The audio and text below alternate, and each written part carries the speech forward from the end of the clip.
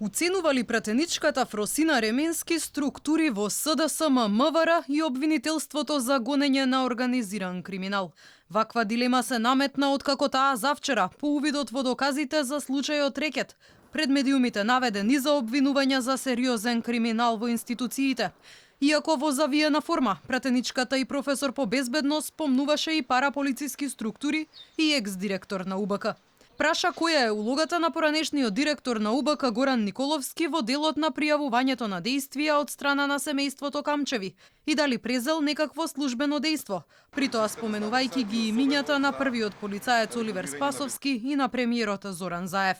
Кога професор по безбедност ќе стане таргет на параполициски структури и кога ќе стане таргет во една разузнавачко и параполициска ситуација и кога ќе се најде во ваков апсурд пред надлежните институции да се правда за нешто, дали сторил или не сторил, додека сите останати на кои што професорката им го открила криминалот, ќе се трудат тој воопшто да не биде дознаен во јавноста. Ременски на новинарите им укажа да истражат колку така наречени жолти комбиња има во државата, каде оперираат и за чии интереси работат.